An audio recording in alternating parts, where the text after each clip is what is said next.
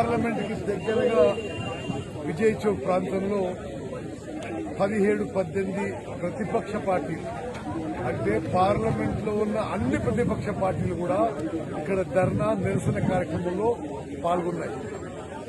ప్రజాస్వామ్యాన్ని కూలీ చేయబడుతుంది. ప్రజాస్వామ్య వ్యవస్థలన్నీ కూడా ఈ మోదీ ప్రభుత్వం సర్వనాశనం చేస్తున్నారు.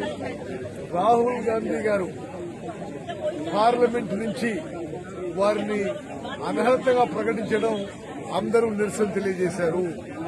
ఇది చాలా పెద్ద డెవలప్మెంట్. ఇది బహుశా చాలా అరుదైన సంఘటనలో భారతదేశంలో ఉన్న ప్రతిపక్షాలన్నీ 17-18 పార్టీలు కలిసి ఈ నరేంద్ర మోదీ బీజేపీ ప్రభుత్వం ప్రజాస్వామ్యాన్ని హత్య చేస్తుంది.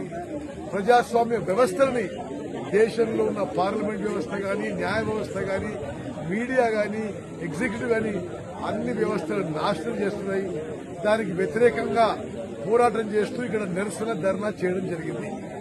అదేవిధంగా కుట్రపూరితంగా ఒక కాన్స్పిరసీతో రాహుల్ గాంధీ గారికి ఒక సూరత్ కోర్టులో ఒక చిన్న కేసు ఎక్కడో మరి కోలార్ కర్ణాటకలో మాట్లాడితే అది తప్పుడుగా చిత్రీకరించి ఒక తప్పుడు జడ్జిమెంట్ ఇప్పించి దాని ఆధారంగా పార్లమెంట్ నుంచి బహిష్కరించడం ఈ దేశ 140 కోట్ల ప్రజలు బీజేపీని ఏనాడు క్షమించని చెప్పి పనిచేస్తారు.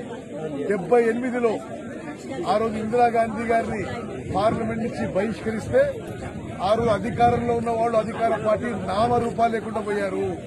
అదేవిధంగా ఈ దుశ్చర్యకు పాల్పడ్డ బీజేపీ కూడా నామరూపాలు లేకుండా పోతుందని చెప్పి పనిచేస్తూ ప్రతిపక్షాలన్నీ కూడా మరి కాంగ్రెస్ తో కలిసి ఈ నిరసనలో పాల్గొనడం ఇది ఒక మంచి పరిణామంగా నేను భావిస్తున్నాను. హాయ్ ఫ్రెండ్స్, మా టుడే టుమారో యూట్యూబ్ ఛానల్ చూస్తున్నందుకు చాలా థ్యాంక్స్.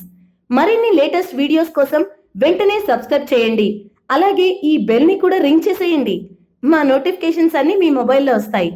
అలాగే మా వీడియోస్ మీకు నచ్చితే లైక్ చేయండి, షేర్ చేయండి, నచ్చకపోతే కామెంట్ చేయండి.